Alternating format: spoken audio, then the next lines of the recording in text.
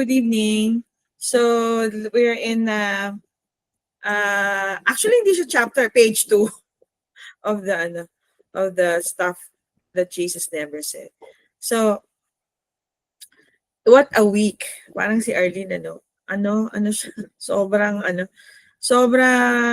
hindi mo siya toxic but sobrang daming ganap.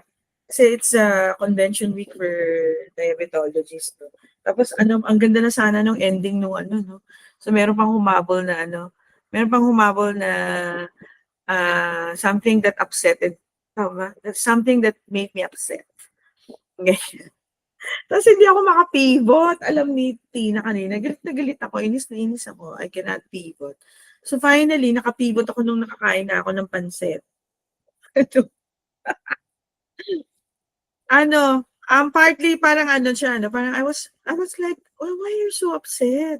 Yung ganyan, kaya pangalawang beses na kasi ito eh. The same, para siyang pet peeve ko ba? Parang gano'n. Pag yun yung issue, kasi yung iba na napapansin ko, madali lang naman ako mapacify. Pero pag ito na yung topic na to, ako na-agit ako, parang ganyan. So kanina sabi ko, Bible study pa naman ako, hindi ako makapivot. So finally, you cannot do it on your own eh. So one realization is you cannot really do it on your own. Parang nabasa ko nga kasi it's all over social media. No? 'Di ba yung isang anak ng well-known personality on TV committed suicide, and a lot of people has many opinion ganyan. So pero may nabasa ako na sabi ko it makes sense, no? So if you are parang ako kanina, if you are in a situation wherein nati-trigger ka nun, then stop reading it. Kasi ako binabasa ko pa rin yung yung conversation namin nung So stop reading it kasi it's sink or swim eh. 'Di ba? It's either you will swim or you will sink. But in the language of the new covenant, 'di ba? Actually hindi sink or swim. Hindi siya sink or swim. You say help, 'di ba? Help Lord kasi He's our savior. So hindi siya yung nasa shore na edi mag-swim ka. O kung hindi ka marunong mag-swim, edi magsisink ka. Parang ganun kasi yung ganun ang advice eh. So anyway, it's a good advice, but much better is when you know that you have a savior who can help you and pull you out of that situation or that And I believe it's pag naalala ko siya, pa din, pero hindi na kasing intense nung parang kanina na sa ko. Cannot pull myself out of this. So anyway, kasi kaya ako naman kinuwento yon kasi may connection dun sa study natin ngayon. Kasi ang sabi ni Benjamin Franklin, kasi contrary to public opinion, contrary to the Christian world's opinion, pag nagpa-poll nga from before nagpa-voting na sino ba nagsabi nitong phrase na to? Actually, a lot of Christians said it's from the Bible. Well, it is not. It is actually a quote, which was a quote from a Greek philosopher, pero pinopularize siya ni Benjamin Franklin. Yan. So hindi pala yan. Nowhere in the Bible you will see that Jesus said or Abba said that God helps those who help themselves. So hindi siya scripture. Kasi if you can help yourself, then why ask for help in the first place? Kaya mo naman pala eh. 'Di ba kaya nga yung mga indigent tinutulungan kasi hindi nila kaya. So parang ako yung situation ko kanina, I cannot pull myself out of the situation. So I need the Holy Spirit to remind me who I am. Yung kaya na, hindi ikaw yan, Jo. Di ba? Ikaw yan. Di ba you are Abba's daughter? Anyway, so Benjamin Franklin, it was him who popularized it. So, and the thing is, you can only receive help, you can only receive salvation if you know it, if you know that it has already been given. In Luke 18:27 and in Matthew 18:3, the Lord said, and also in Mark 10:15, he said, "Assuredly, I say to you, whoever does not receive." So, importante talaga yung receiving. No? I remember si Tina, ito yung question na. So, kung ito na nga yung salvation, bakit parang hindi na manifest? Well, we have to receive it. And first, we have to know it, that it's already been given. So, assuredly, I say to you, whoever does not receive the kingdom of God as how? As a little child, will by no means enter it. You know how children are, right? So paniwalang-paniwala sila sa mga magulang, di ba? That they will be provided for, that they will be given pasyal, di ba? That they will be fed. So, ganito pala yung attitude, di ba, natin ng receiving. Yeah, that by all means, you are convinced that it's already given. So, what Jesus declared in Luke 12:32 clearly show his kingdom as something given. Given na. So it's not going to be something it's not going to happen, but it's already given. Remember yung study natin before na by his stripes you are healed. You are healed already. It doesn't matter.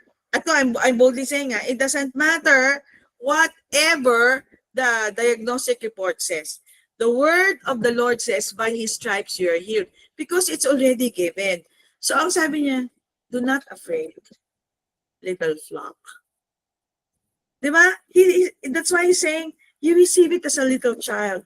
For your Father has been pleased to give you the kingdom. Here is a fundamental difference between the old covenant and the new covenant mindset. So it's all about, again, having yung mindset. So, kailangan talaga tayong magkaroon ng matinding pivot eh.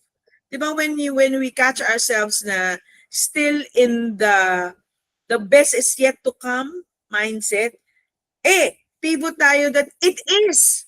Because the Holy Spirit doesn't talk about the best is yet to come or it will happen. No, it has come. Here is a fundamental difference between the old and the new. The old speaks of what we must do to become. So may condition pa, no? Kailangan ka muna magpabait para i-bless ka ni Lord. It is not new covenant. And it is dishonors the finished work. That's old covenant. If you want to be under that, pwede din naman. But you have all the doing has to be yours. Kapagod yan. In other words, before the cross, the life of a believer was a doing to become life. You have to be goody-goody before you get blessed. You have to do this before you get healed. That's the old covenant. Yet, until Jesus, not one person has ever managed to do enough. Actually, wala namang nakagawa niyan. Even in the old covenant, there was a provision. That's why there was a tabernacle. Diba, wherein the sacrifice is executed. Diba? Because all fell short of the glory of God in Romans 3:23. And even today, many Christians struggle, even in grace circles, no? And even us when we forget, to recognize that the law was not given, the law pertains to the Ten Commandments, was not given to empower men to be holier, but rather to reveal to them that apart from His life, apart from the Lord, we cannot do it. Actually, kanina talagang na-realize ko, Lord, I cannot do it. I'm so angry. I cannot un-angry myself. So, we have no power in ourselves to be as He is. They must give up that life that they can make a life for themselves and humble themselves to receive the life already made for them. So just like a child, parang si Zion, no? This is why Jesus presented life under the new covenant as like that of a child. So whenever you see your child, especially those who have small kids, tingnan nyo, obserbahan nyo how they behave. An infant simply receives the life they find themselves already born into. Life to them can only be received as the only life they know is the one already prepared for them. They take no thought, how am I going to save myself? Walang ganyan ng bata, di ba? Mami, may makakain ba tayo in the next 2 to 3 weeks? Walang ganun siya, di ba? Because each day, they find that they have been already saved. So yung ganun yung attitude, Lord, thank you. I'm already saved. I'm already healed. Lord, that even this feeling is only a feeling, but you don't define me with my feeling. You define me with what you said, who I am. I am your child. Ganyan. So, the Lord says, then I will heal you of your faithlessness. Meron pa lang verse na ganyan, in Hosea 14:4. I will heal you. Anong ibig sabihin niya? Because faith comes by hearing and hearing. Anong ibig? I will heal you of your dumbness. Yung di nakikinig. My love will know no bounds. Because in the knowing, in the hearing is the knowing, and in the knowing is the believing. For my anger will be gone forever. Forever. So, kanina naisip ko, no, oh Lord, even in this my, you're not angry at me, even though I was angry. Hosea 14:4. So, God helps the helpless. Hindi God helps those who helps themselves. Because this is in the book, no? Self-help religion says if you want God's help, you have to work for it. You have to pull up your socks to impress the Lord. But that's not the new covenant. But look at the people Jesus helped, and you will see that they are all helpless. Diba? Jesus helped the handicapped people, powerless widows, sick children, paralyzed servants. Jesus helped dead people. Jesus raised dead people. And definitely, dead people are so helpless. Diba? God doesn't help those who have their acts together. He helps those whose lives are a mess. I like the way Pastor Paul Ellis wrote this. Their car won't start. So even though yung God is into your thing. God is into our little things, 'di ba? Nawawala yung susi mo, 'di ba? It's a big deal for you, big deal for the Lord yan. The kids are sick, they haven't brushed their hair in a week. He helps those who ask for help. He helps those whom are so confident, diba, that they're going to be helped. So, he helps the helpless. In Matthew 11:28 to 29, and the Lord is saying this. So pag when we feel helpless, He's saying, come to me. Come to me. Ganun, come to me. All you who labor. Yung pagod na. And are heavy laden. Kanina ako talaga, I was very heavy laden. Kasi it doesn't only concern me, but it also concerns two of my other teammates, though. I was angry for myself, and I was doubly angry for both of my leaders na in my mind parang na shortchange, but I know the Lord will sort it out by next week, by Monday.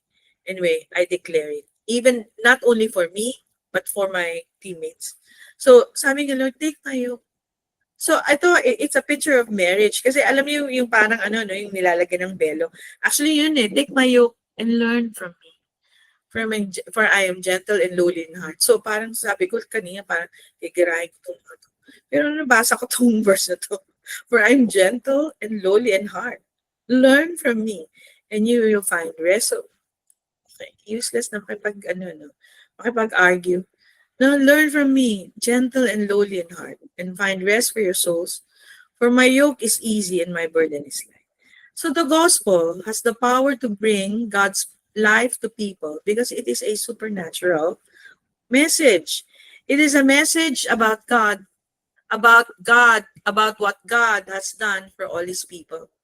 It is not a message of what people need to do for God.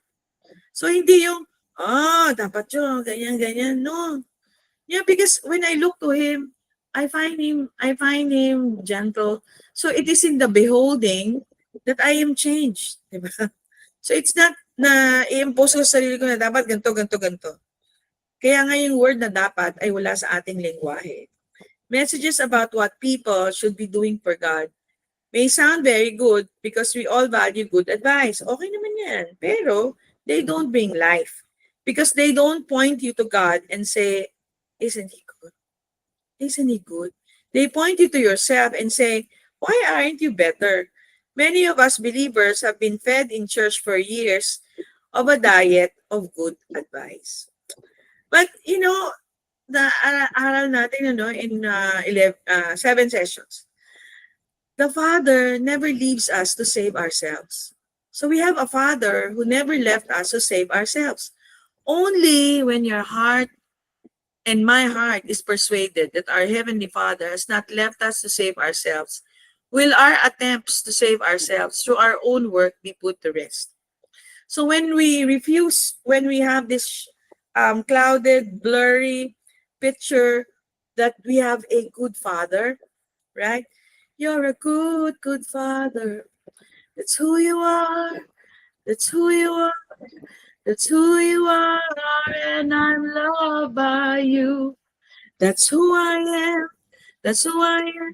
That's who I am. So when we don't have a view, when we don't acknowledge and we don't know that He is our good Father, we will continue to be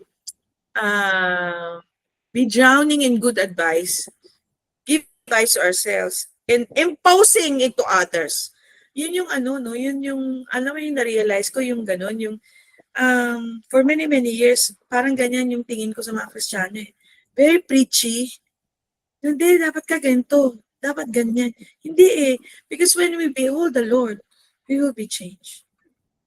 Only that revelation of how well we have been saved deliver us. Well, we have been saved.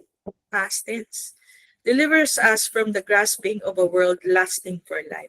So yung mga contractor, di ba? Kasi they don't know that they have a Father eh.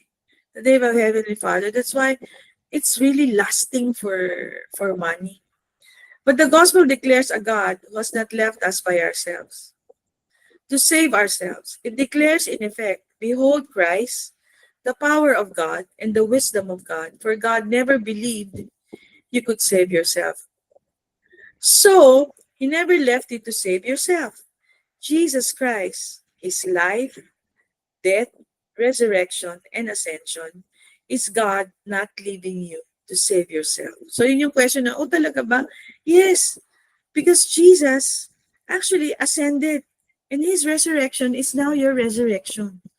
Hallelujah, and it's all for your salvation. Jesus declared in John 15:5, apart from me, you can do nothing. Nothing really meant nothing. No man can even have a change of mind or metanoia in Greek or repentance unto God apart from the empowering of God's Spirit. Remember from last week, it is the Holy Spirit who teaches us or who makes known to us His love. It is the Holy Spirit. It's not you. It's the Holy Spirit. Hallelujah, and even repentance, no? So we do not have a Savior who stands on the bank of the river and shouts, oh, go save yourself. Here's the lifesaver or here's the, salvavidan, no? But He jumps in to the river or into the ocean and saves you. Diba? We have a Savior who jumped into the depths of our death and united His body with ours.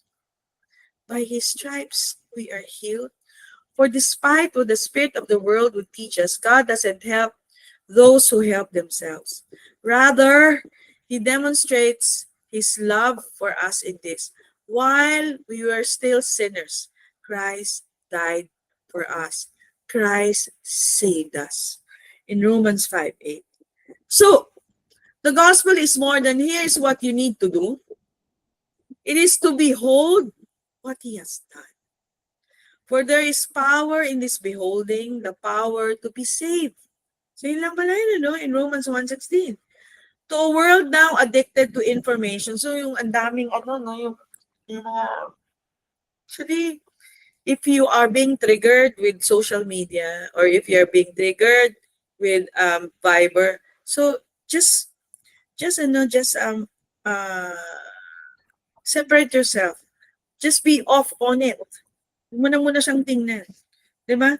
To a world now addicted to information, drowning in advice on how to save themselves and in bondage to the fear of death. So, kung meron kang ganyan, so stop looking at your diagnosis. So stop looking at Google, Mr. Google, or ganyan. There's no power in the message. Here's what you need to do. For there is no power in any message that points you to you. That points man to himself in John 6:63. Parang no, kasi kami in pharma, no, we can't help it eh. Actually, nagsit ako doon sa isang lecture. Hala, ang sabi doon, type 3, there's a, di ba may type 1, type 2 diabetes, may type 3 na. Alam niyo ba yung type 3? Is Alzheimer's. So we need to be washed with the water of the word. Kaya tonight is washing. Kasi takot ka talaga. Ganun ba? Anyway, here's what you need to do to save yourself from death. It is the message every earthly government. Here's what ang sabi ng government. Here's what you need to do to save yourself from death. Sabi ng government, earthly government already proclaiming. But the Lord is saying, no, let's look at this. No, ano yung meaning ng extravagant? It means exceeding the limits of reason or necessity. Lacking in moderation, balance, and restraint in the Merriam-Webster dictionary. You know, si C.S. Lewis, one of the greatest grace preachers in his time in UK, sabi niya ganon, in the 1900s, I think 1800s or 1900s, he famously said, if I find in myself desires which nothing in this world can satisfy, the only logical explanation is that I was made for another world. You and I are created in the image and likeness of God. You are made for eternal life, right? You are made for heaven on earth. Sooner or later, we each discover that we have within us extravagant thirsts. A thirst for life that nothing in this world can satisfy. A thirst exceeding the limits of reason or necessity, lacking in moderation, balance, and restraint. For we were created for the most extravagant life. And what is that? Christ. Christ. Hallelujah. You will not have to fight this battle. Sabing ganun sa 2 Chronicles 20:17. No? Having the Christ life. Take up your positions. Stand firm and see the deliverance the Lord will give you. And there's a parallel in the New Covenant. Ephesians 2:6, it says, and God raised us up. Raise us up. You raised me up so I could stand on mountain. Diba? Kasi Lord yun. No? God raised us up with Christ and seated us with Him in the heavenly realms in Christ Jesus. You are seated with Christ. Hallelujah. You are seated with Him. Sinong seatmate mo? Si Christ. Hallelujah. From our position in Christ, we can see the deliverance the Lord has given us. We've been delivered out of death. Very clear, no? Ephesians 2:1. We have been delivered out of death, separation, and into life union with God. We are all growing up into this life, and even now our minds are being renewed daily to the benefits of the Christ life, including authority, power over every disease. In Matthew 10:8 and Luke 10:19. So, of course, none of us despise advices, no, or earthly wisdom. We all use seatbelts, we all diet, we avoid sour milk o yung mga may lactose intolerance, hindi umiinom ng milk, and check the brakes in our cars. And we should all do that. It is with gratitude that we accept the wisdom of those in authority who would seek to protect us from danger.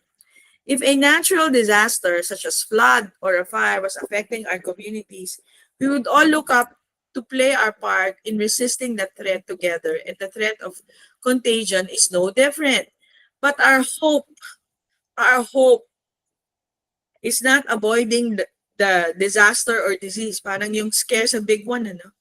It is in knowing that right in the midst of such enemies, we sit in a heavenly feast and our cup runs over in Psalms 23. Such peace is not given so that we may chastise the world for being in fear, but we may be still enough to hear the Father's heart beating for our friends, for our office mate, for every soul in distress. So, Now, what is it now in the context of where we are in, di ba? Parang, kasi, Lord, yung bigger picture, no? Katay, may mga sarili tayong problema, pero yung problema ng Pilipinas, no? Every time is in Facebook. So what is the Father doing about this corruption crisis? Eh, ano nga ba, Ate Jo?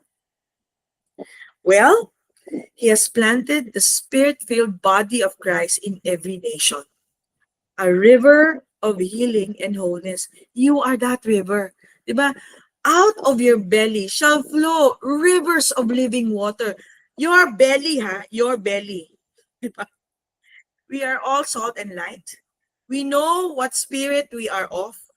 We are of Him who came to save men's lives, not destroy them. In Luke 9:52 to 56.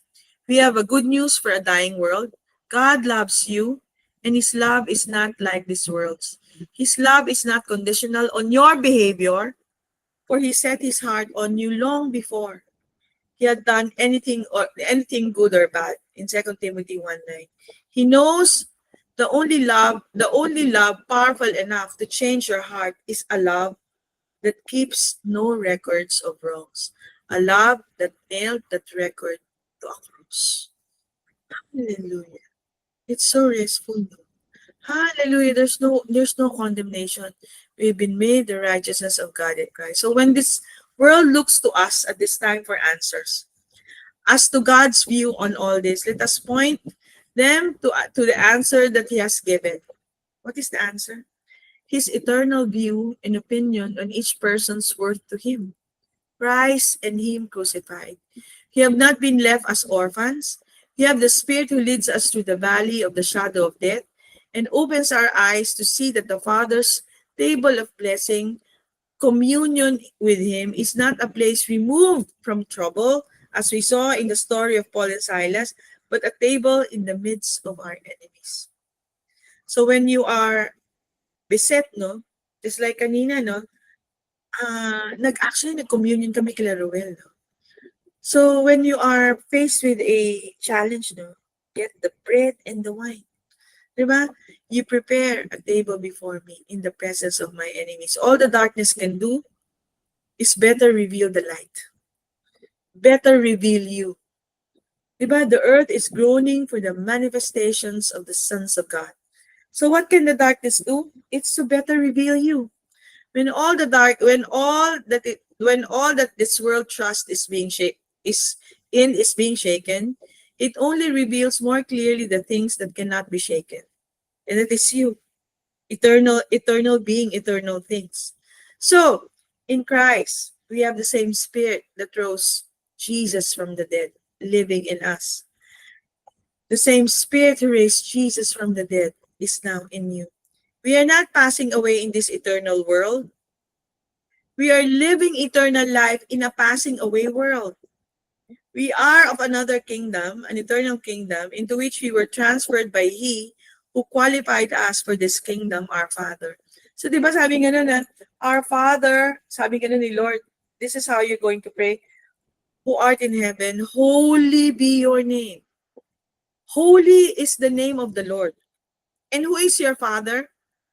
The Lord, right? So your name is also holy, whole, and it comes from the origin of holy is whole. So ang pangalan mo din ay whole, di ba? Holy be your name, your kingdom come, your will be done on earth as it is in heaven. So you are heaven walking on earth, right? The kingdom of God is in you. So to have His Spirit is to have His heart, His vision, and His voice, that each of us at this time may carry the testimony of Jesus, the spirit of prophecy, that we may say to this generation, the Spirit of the Lord is upon me, because He has anointed me to preach the gospel to the poor. He has sent me to heal. He has sent me to heal the brokenhearted, to proclaim the liberty of the captives and recovery of sight to the blind, to set at liberty those who are oppressed, to proclaim the acceptable year of the Lord. And that, my dear sisters and brother, is page 2 of stuff that Jesus never said. Now let's prepare our communion elements. Fold the bread.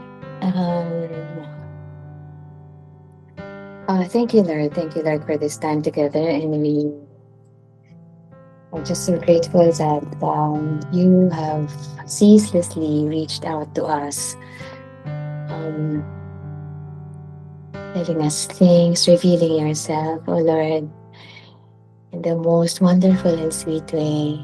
You really want to give us, to unburden us, to live a life that is extravagant. And thank you so much for just um, sharing that with us and for taking off the scales off our eyes. And so, Lord, take this time to remember, Lord Jesus, your sacrifice on the cross as a reminder that your body was broken for our wholeness, that your body was took upon all the beatings, the lashes, and the pain, so that we can live a life that is complete and um, the, a life that is light. Lord Jesus, we thank you for your deep, deep love for us, for just really being mindful of us. And we just lift you up and believe that by your stripes we are healed. Let's all partake.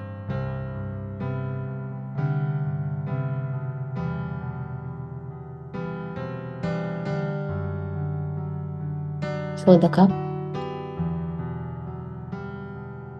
Lord Jesus, by the shedding of your most precious blood, our sins are forgiven, past, present, and future. What Adam did, you have taken away and covered, Lord. As we are now sinless, we are now covered by your most precious blood, and the Father sees us as the righteous and as the rightful sons and daughters of the Most High. Thank you that as you resurrected, we co-resurrected you, and that we co-reign with you as you sit at the right hand of the Father. Thank you, Lord. Thank you so much for your love for us and for the blessings that come with your finished work. We thank you and we glorify you and we lift you up. Let us all partake.